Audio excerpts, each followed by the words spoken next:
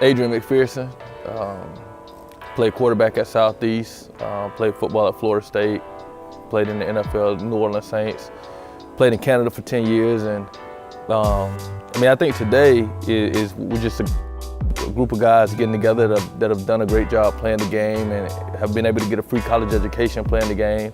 And we just want to give knowledge to the young guys coming up on just some of the things that we wish we would have known before taking on some of the opportunities that we were blessed with. So today, in today's episode, I just want to kind of talk to the youngsters about sacrifice and commitment that it takes to, I know for a lot of us growing up,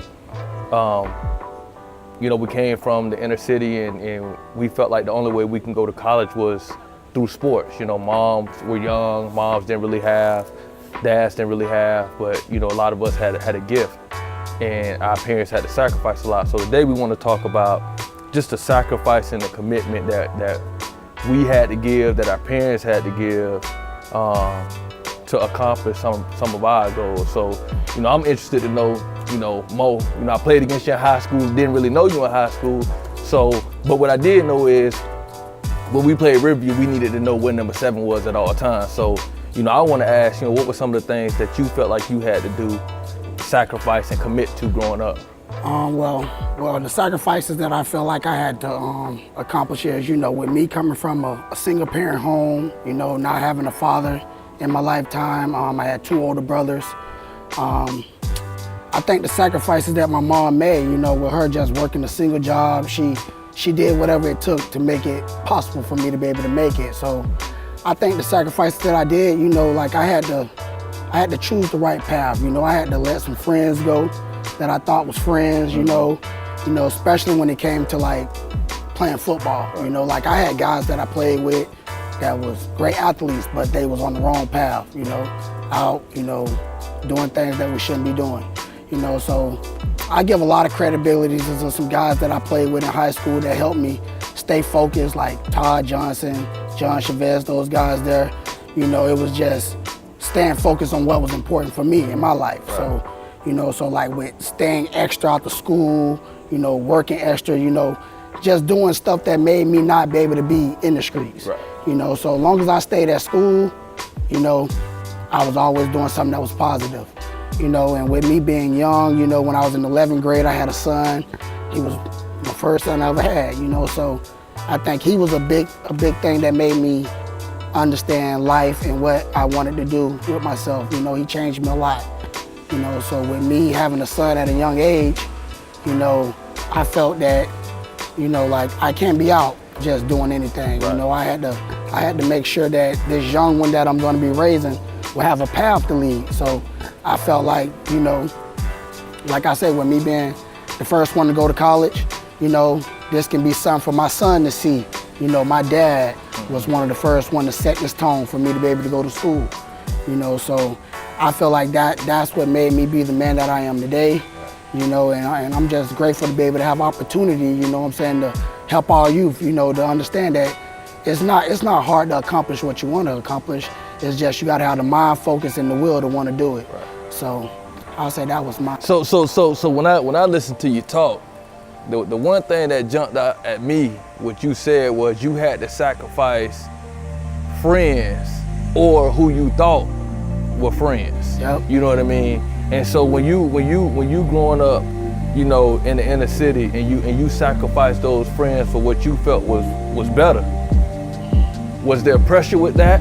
Did they how they made you feel about that? It was a lot of pressure with it, but with me having 2 strong brothers, like I said, I had 2 brothers in my life, and they always taught me, that a friend gonna be with you when you're doing good or when you're doing bad. But a friend gonna want the best for you.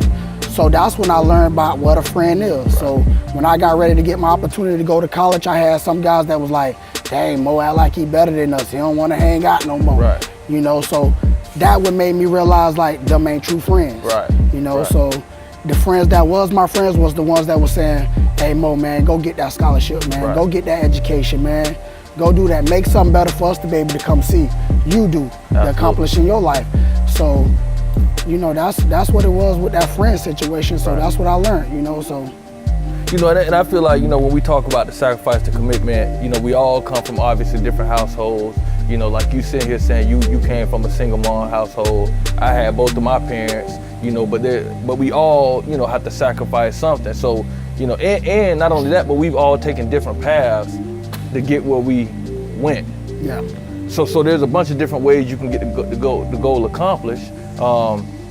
But we all sacrificing something. So it's kind of neat to sit here and hear, you know, what you felt you had to sacrifice, which is a little bit different from what I had to sacrifice. Yeah. You know, but we can all touch a kid in a different way. There's a kid that's gonna grow up just like you. As a kid that's gonna grow up in a similar situation to me. Yeah. So I feel like with all us having different things that we had to sacrifice, we can all give that knowledge to some kid. You know, so you know. Good. So after hearing from you, I'm interested to hear, Jerron, what you sacrificed. For me personally, I would say I sacrificed a lot of time, and with that time, like you said, you affect friendships, relationships, you know, people that you plan life with. I had friendships that I thought, you know, my boy was gonna be my boy for life.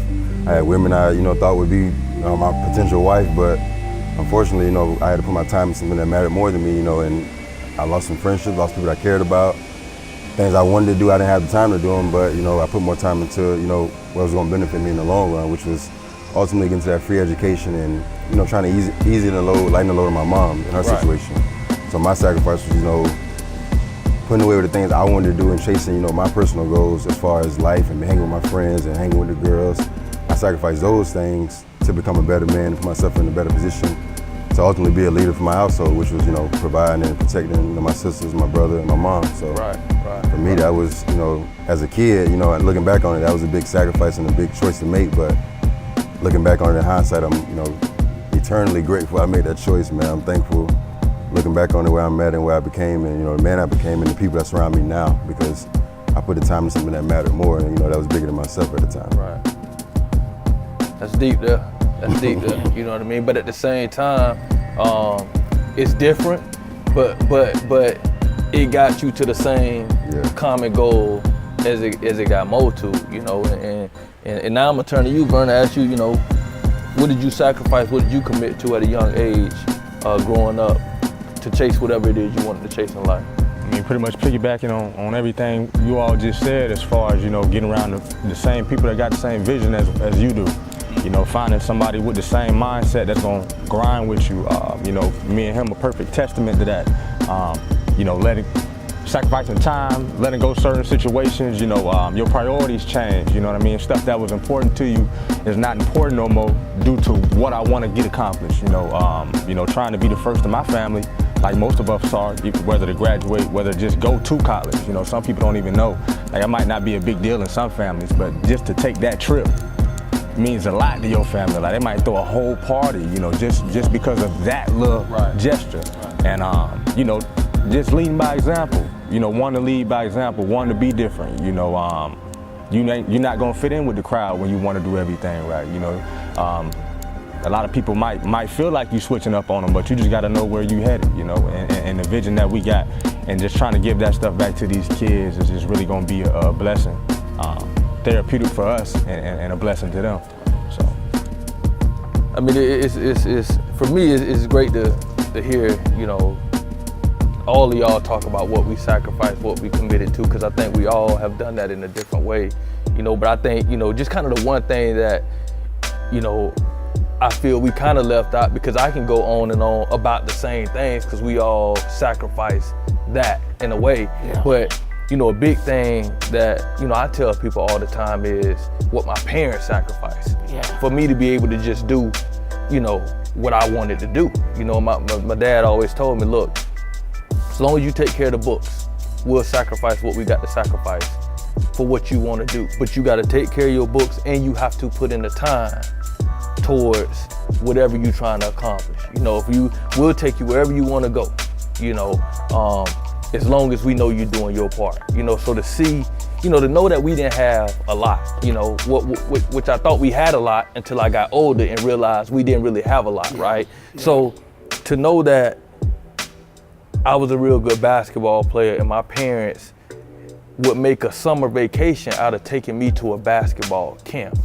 that's a sacrifice for them. You know, it was like, okay, well, you want to go to camp, we're gonna take you to camp, but then we're gonna take your sisters and we gonna go to Six Flags, wherever it is we're going. You know, so to see that sacrifice out of my parents, in return, maybe the game took on a whole different meaning to me.